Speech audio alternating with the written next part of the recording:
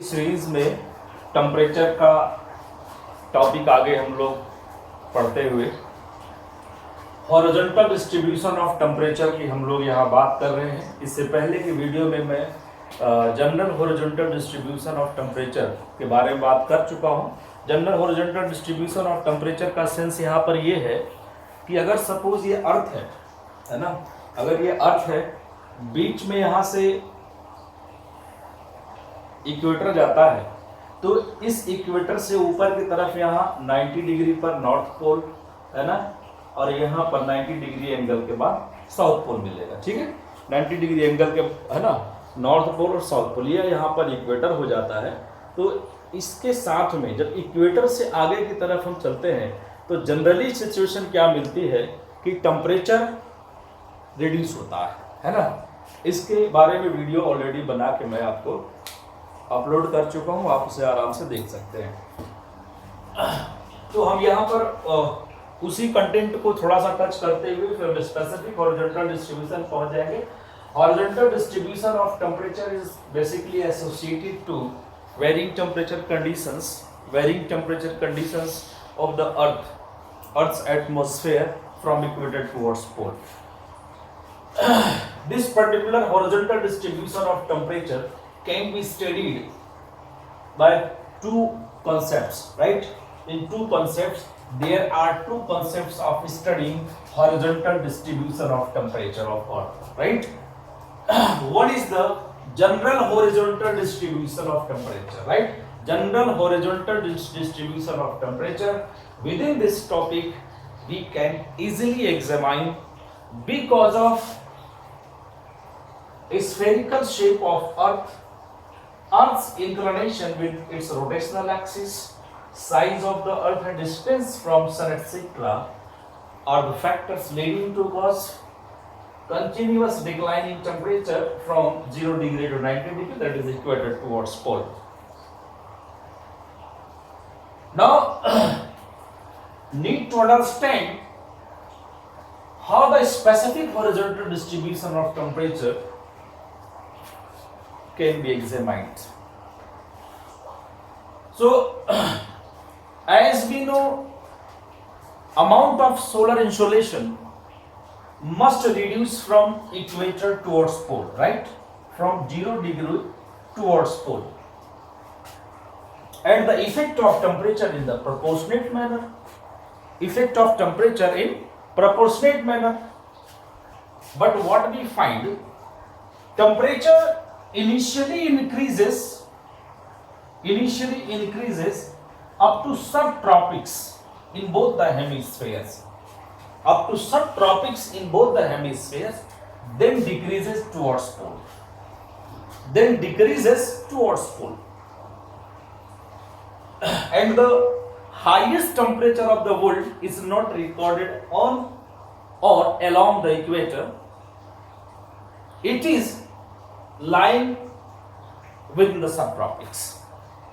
Within the subtropics, need to know about the particular scenario, how such phenomena is taking place. यहाँ पर equator से पोल की तरफ generally temperature reduce होता है ना। इक्वेटर से पोल की तरफ जनरली टेम्परेचर रिड्यूस होता है। उसका क्या कारण है? स्फेरिकल शेप ऑफ अर्थ का शेप ऐसे स्फेरिकल है, राइट? इस वे में स्फेरिकल है। यहाँ पर एनर्जी लेवल है ना ज्यादा है, इधर की तरफ एनर्जी लेवल कम पहुंचेगा, क्योंकि इंक्लाइंड रेज पहुंचेंगी तो यहाँ पर हीटिंग कम होगा, यहाँ पर हीटिंग ज्यादा होगा इक्वेटर पर, राइट? इक्वेटर पर हीटिंग ज्यादा होगा। लेकिन ऐसा होता नहीं है ना। तो फिर भी अगर जनरल डिस्ट्रीब्यूशन की हम बात करें कि जनरली सामान्य रूप से टेम्परेचर इक्वेटर से पोल रिड्यूस हो रहा है तो उसके लिए spherical shape of earth is the most prominent cause. And secondly, earth's inclination with its rotational axis. Earth ऐसे रोटेट कर रहा है हमेशा, ठीक है, और इसका रोटेशनल एक्सिस यहाँ पर नॉर्थ पोल और साउथ पोल को मिला के बनेगा, थोड़ा सा ऐसे इंक्लाइंड है। और ऐसा इंक्लाइंड होने की वजह से नॉर्थ कभी फेस ज्यादा करता है और कभी साउथ फेस ज्यादा करता है। ये सिनेरियो यहाँ पर डेवलप होता है। Spherical shape of Earth's inclination with its rotational axis, size of Earth का साइज बहुत बड़ा है। है ना, इसका रेडियस अराउंड 6400 किलोमीटर है। Radius of the Earth is around 6400 kilometre. अगर 6400 किलोमीटर रेडियस है तो मल्टीप्लाई 2 करने से इसका डायमीटर निकलेगा, है ना। डायमीटर का मतलब कितना होगा, 008 12800 किलोमीटर डायमीटर है। और जब इतना बड़ा कोई ऑब्जेक्ट है तो निश्चित ही सभी जगह पर अगर कहीं एक पर्टिकुलर पॉइंट से फोकस आएगा तो इक्वल नहीं हो सकता, है ना। फोकस इक्वल नहीं होगा और फोकस इक्वल ना होने से जो हीटिंग का इफेक्ट है वो चेंज होता है। तो ये जितने मैंने सिनेरियोज यहाँ पर आपको 4-5 पॉइंट बताया, ये सारे पॉइंट्स यहाँ अप्लाई होंगे। इसमें specific horizontal distribution of temperature में, है ना। जनरल में क्या था कि इक्वेटर से पोल की तरफ कंटिन्यूअसली टेम्परेचर डिक्रीज कर रहा है, लेकिन जब हम स्पेसिफिक की बात करते हैं तो इक्वेटर से पोल की तरफ कंटिन्यूअसली टेम्परेचर डिक्रीज नहीं करता है, बट ये सभी सर्कमस्टांसेस एग्जिस्ट करेंगे। अब क्वेश्चन राइज ये होता है कि 0 से 30-35 या सब ट्रॉपिक्स की तरफ टेम्परेचर इंक्रीज क्यों कर रहा है ना। उसके बाद में टुवर्ड्स पोल क्या करता है, डिक्रीज करता है। सेम मैनर में अगर हम 30-35 में हम सदर्न हेमिस्फीयर में जाते हैं तो यहां पर भी टेम्परेचर इंक्रीज करता है, उसके बाद डिक्रीज करता है। वो दूसरी बात है कि rate of increasing the temperature up to sub tropics in northern hemisphere is more than the southern hemisphere, but the rate of decreasing the temperature in southern hemisphere from subtropics up to the pole is more than the northern hemisphere। मतलब ये है कि southern hemisphere में temperature decline करने का सब tropics से 90 degree south तक, है ना, क्या करेगा, तेजी से टेम्परेचर घटेगा और यहां पर टेम्परेचर स्लोली रिड्यूस होता है। उसके क्या कॉजेज है उस पर हम लोग अभी फोकस करेंगे।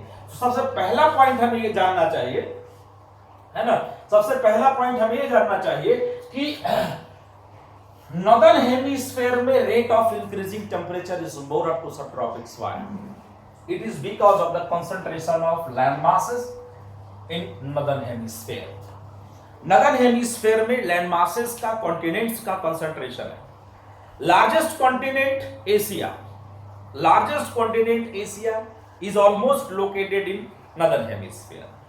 Second largest continent Africa, almost 70% in northern hemisphere. Third largest continent in what?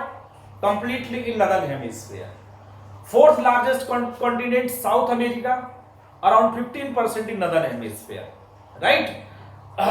Sixth largest continent, that is Europe, also completely lying in northern hemisphere. In such circumstances, almost the land mass, almost the continents and islands are located in northern hemisphere, due to which solar radiation, insolation coming from sun heats up the surface, which spreads the energy up to the ocean as well as in the atmosphere.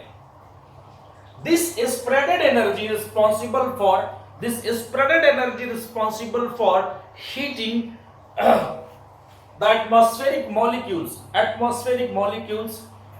in northern hemisphere more up to the subtropics than southern hemisphere. The process responsible for heating the subtropics, heating the molecules of the subtropics maximally compared to the other part of the earth, done in form of conduction, convection, radiation, advection. There are 4 mechanisms through which heat transfers from one body to another body, है ना। तो उसमें क्या है कि एक body से other body में, है ना, आपका जो एनर्जी ट्रांसफर होता है उसके लिए हमारे पास 4 प्रोसेसेस होती है। तो भाई continent land masses solid material है, तो सॉलिड से एनर्जी ट्रांसफर होके जब गैसेस में जाएगा, गैसेस में या वाटर बॉडीज में, तो कंडक्शन प्रोसेस उसके साथ इनबिल्ट होगा। नेक्स्ट पॉइंट है, अगर कन्वेक्शन की बात करेंगे तो एयर राइज करेगा तो सरफेस से आके इंटरेक्ट करेगा, है ना, उससे एनर्जी ले लेता है। उसके बाद में जब हम एडवेक्शन की बात करते हैं तो हॉरिजॉन्टली एयर का मूवमेंट वहां से उसको सप्लाई करेगा, एनर्जी को डिस्ट्रीब्यूट करेगा, है ना। और रेडिएशन की बात करते हैं तो any body radiates at its on degree of temperature. उसका कुछ भी टेम्परेचर है, हमेशा क्या करता है, रेडिएशन में वो इन्वॉल्व रहता है। तो हमने यहां पर इस बात को अंडरस्टैंड किया कि नदर्न हेमिस्फीयर में टेम्परेचर के इंक्रीज करने का रेट ज्यादा है और सदर्न हेमिस्फीयर में कम है। That is because of concentration of land masses in the northern hemisphere and concentration of water bodies in southern hemisphere. Around 70% of the land masses 70% land masses are located in northern hemisphere. That's why northern hemisphere is also known as continental hemisphere. इसको continental hemisphere भी हम लोग कहते हैं। और southern hemisphere में water bodies का domination है। और water bodies क्या करता है? Water bodies try to normalize the temperature conditions or trying to create heat balance, है ना, हीट बैलेंस सिनेरियो को क्रिएट करने का काम करता है। तो डिफरेंसेस को वो रिड्यूस करता है, मिनिमाइज करता है। तो यहां पर हमने इस पॉइंट को अंडरस्टैंड किया। दूसरी चीज है कि सदर्न हेमिस्फीयर में रेट ऑफ डिक्लाइन टेम्परेचर क्यों है ज्यादा, तो उसका वजह यह है कि सब ट्रॉपिकल रीजन्स में कॉन्टिनेंट्स रेडिएशन ज्यादा प्रोड्यूस करता है, क्योंकि इंसोलेशन भी ज्यादा आ रहा है, तो गर्म होकर वो रेडिएशन ज्यादा प्रोड्यूस करेगा। और जब पोलर रीजन से पहुंचते हैं तो कॉन्टिनेंट्स ऑलमोस्ट फ्रोजन है ना, या लैंड मासेस जो भी है नदर्न हेमिस्फीयर में, अगर हम ग्रीनलैंड की बात करते हैं, साइबेरिया की बात करते हैं, है ना, साइबेरिया, ग्रीनलैंड और उसके बाद में अलास्का रीजन जो नॉर्थ अमेरिका का है, वो सभी यहाँ पर क्या ऑलमोस्ट फ्रोजन रहता है। फ्रोजन रहने का मतलब है कि हीट अब्सॉर्प्शन कैपेसिटी उसका बहुत कम होगा। हीट बजट के टॉपिक से अगर हम पॉइंट को यहाँ इंक्लूड करते हैं तो अराउंड 3% ग्लेशियर्स के थ्रू जो आइस कवर ग्लोबली लाई करता है, 3% सोलर रेडिएशन उसी से रिफ्लेक्ट बैक हो जाता है ना। तो इसका मतलब यहां पर अगर कहीं लैंड मासेस है और लैंड मासेस पोलर एरियाज में आइस कवर्ड है, लैंड मासेस पोलर एरियाज में आइस कवर्ड है, तो आइस कवर्ड होने की वजह से सोलर रेडिएशन आता है, सनलाइट जो आएगी ऑलमोस्ट रिफ्लेक्ट कर जाती है, तो ये हीट अप ना होगा, हीट अप नहीं होगा, इसका मतलब यहाँ टेम्परेचर बहुत कम रहता है। And there is the presence of Antarctica, the fifth largest continent of the world, fifth largest continent of the world, Antarctica around the south pole, है ना, साउथ पोल के चारों ओर अंटार्कटिका है, विच इज ऑलमोस्ट, है ना, ice covered with ice and known also known as ice continent, उसको ice continent भी कहते हैं, है ना। और जब आइस कॉन्टिनेंट है, इस पे आइस स्प्रेड करता है पोलर आइस की फॉर्म में, ये लार्जेस्ट आइस बॉडी है, यहां पर लार्जेस्ट आइस बॉडी लाई करता है, तो इसका मतलब क्या हुआ कि इस जगह से कूलिंग स्प्रेड होगी इस तरफ, है ना, कूलिंग स्प्रेड होगी, साथ में यहाँ पर टेम्परेचर भी क्या है, आइस भी लाई कर रही है, यहाँ बर्फ का विस्तार फैला हुआ है, तो टेम्परेचर क्या होगा कंपैरेटिवली यहाँ पर बहुत तेजी से घटेगा 30-35 के बाद में। और सदर्न हेमिस्फीयर में यहाँ पर कॉन्टिनेंट्स का लैंड मासेस का कंसंट्रेशन इस तरह से नहीं जैसा सदर्न हेमिस्फीयर में, इसलिए टेम्परेचर के डिक्रीज होने का रेट सदर्न हेमिस्फीयर में 30-35 से 90 डिग्री तरफ क्या होगा, कम रहेगा, है ना।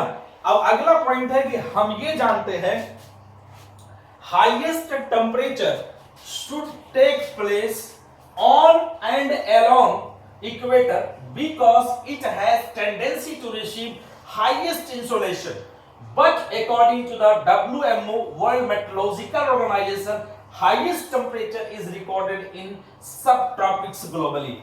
Globally जो highest temperature रिकॉर्ड होता है वर्ल्ड का, वो आपको सब ट्रॉपिक्स में होता है। जैसा कि हम लोग जानते हैं 2012 से पहले वर्ल्ड का हाईएस्ट टेम्परेचर अलाजीजिया में रिकॉर्ड हुआ था, अफ्रीकन कॉन्टिनेंट में एक लोकेशन है जहां अराउंड 58 डिग्री सेल्सियस टेम्परेचर था, है ना। Second highest temperature Jacobabad Pakistan का, और थर्ड हाईएस्ट टेम्परेचर आपको इंडिया का जैसलमेर हो जाता है। लेकिन कंडीशन ये है कि 2012 के बाद में WMO ने इस बात को कहा कि अलाजीजिया what lying in African continent is not the place record highest degree of temperature, because highest degree of temperature has been recorded officially in the Death Valley region of USA. USA के death valley reason में officially highest temperature record हुआ, और उसको WMO ने 2012 में disqualify करके, अलाजीजिया को disqualify करके आपको किसको मेंटेन किया है, डेथ वैली ऑफ यूएसए को मेंटेन किया है। तो अभी क्वेश्चन चेंज हो सकता है, 56.8 डिग्री सेल्सियस के अराउंड डेथ वैली का टेम्परेचर हाईएस्ट रिकॉर्ड ऑफिशियली किया गया, और अल अजीजिया को अनऑफिशियल डेटा कह के उसको कैंसिल आउट कर दिया गया। तो यहां पर सिनेरियो हम ये देखते हैं कि भाई टेम्परेचर हाईएस्ट डब्ल्यूएमओ के अकॉर्डिंग टू यही रिकॉर्ड होता है, जकोबाबाद पाकिस्तान का हो, चाहे जैसलमेर इंडिया का होता है, चाहे अल अजीजिया की हम बात करते हैं अफ्रीकन कॉन्टिनेंट लीबिया कंट्री में, या हम डेथ वैली की बात करते हैं, तो सभी सब ट्रॉपिक्स में नॉर्दर्न हेमिस्फीयर में लाई करता है, नॉर्दर्न हेमिस्फीयर में लाई करता है। तो अब यहाँ क्वेश्चन राइज होता है कि जब हाईएस्ट टेंडेंसी सोलर इंसोलेशन के रिकॉर्ड होने का यहाँ है, तो हाईएस्ट टेम्परेचर 30-35 पर या सब ट्रॉपिक्स में रिकॉर्ड क्यों होता है ना? सब ट्रॉपिक्स में हाईएस्ट टेम्परेचर रिकॉर्ड क्यों होता है, हमें इस कंपोनेंट को यहाँ पर समझना है। उसको एक्सप्लेन करने के लिए मैं यहाँ पर कुछ आपको फैक्चुअल डेटास देता हूं, जिसको आप मेंस के आंसर राइटिंग में एप्रोप्रिएटली जरूर लिख के आएंगे और उससे आपको अच्छा नंबर मिलेगा। तो general horizontal distribution of temperature से हमने एक कंक्लूजन लिया था कि 0 डिग्री से 90 डिग्री की तरफ जो टेम्परेचर है रिड्यूस होता है। मतलब यहां पर एनर्जी क्या होता है, जितने समय के लिए आती है सन से एनर्जी जितने टाइम के लिए आएगी वो मैक्सिमम होने की कंडीशन को मेंटेन करता है। मैक्सिमम नहीं होता क्योंकि जब 21 जून को ट्रॉपिक ऑफ कैंसर पर सनरेज वर्टिकल होती है तो इक्वेटर पर नहीं होती है, लेकिन इक्वेटर पर उस समय भी हीटिंग का इफेक्ट है ना ठीक ठाक रहता है, कम नहीं होता है। तो ऐसे सिचुएशन में जब यहां पर इंसोलेशन जब आएगा तो बहुत ज्यादा होगा, उसकी वजह से इवेपोरेशन होता है। इवेपोरेशन से एयर राइज करती है ना, मॉइस्ट एयर राइज करती है। Normal lapse rate, adiabatic lapse rate के कंबाइंड एफर्ट से है ना क्लाउड का फॉर्मेशन, कंडेंसेशन होगा, क्लाउड का फॉर्मेशन अपर पार्ट में होगा, और क्लाउड के फॉर्मेशन से है ना ये एरिया कवर्ड हो जाता है ना, ये एरिया यहां पर कवर्ड हो जाता है। तो पहला पॉइंट है यहां पर क्लाउड्स का फॉर्मेशन होता है, ठीक है। इक्वेटोरियल रीजन में बहुत ज्यादा क्लाउड्स का फॉर्मेशन होगा, और क्लाउड्स की वजह से सेकेंड पॉइंट है ना, जब क्लाउड्स का फॉर्मेशन होगा तो उसकी वजह से यहां पर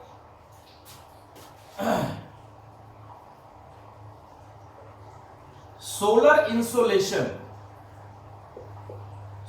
insolation stops for a while, है ना। जब तक क्लाउड्स होगा तब तक के लिए क्या करेगा, सोलर इंसोलेशन यहां पर रुक जाएगा, बाधित होता है। थर्ड पॉइंट है, जब सोलर इंसोलेशन क्लाउड्स कहीं पर भी हो, किसी भी जगह पर जब क्लाउड्स होता है इंसोलेशन रुक जाएगा तो टेम्परेचर घटने लगता है, उस जगह का टेम्परेचर घटने लगता है। तो क्लाउड्स का फॉर्मेशन हुआ, इंसोलेशन होगा, उसके बाद में यहां पर balance supply of heat and water through out the year, right. Balance supply of heat and water, balance supply of heat and water throughout the year, leading to cause presence of evergreen rain forest, है ना। इसकी वजह से यहां पर evergreen rain forest develop होता है, और एवरग्रीन रेन फॉरेस्ट यहां बनने से क्या होगा, एवरग्रीन रेन फॉरेस्ट से जो सन रेज आएंगी उसको कंज्यूम करेगा, इंसोलेशन को कंज्यूम करता है, और इंसोलेशन को कंज्यूम करने के बाद में वो उसको केमिकल एनर्जी में कन्वर्ट कर देगा, है ना। तो यहां पर फोर्थ पॉइंट है, एवरग्रीन रेन फॉरेस्ट यहां पर लाई करता है, और ये भी क्या करेगा, हीटिंग को डिमिनिश करता है, हीटिंग को रिड्यूस करता है, राइट।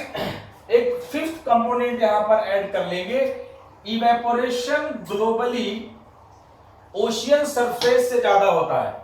इवेपोरेशन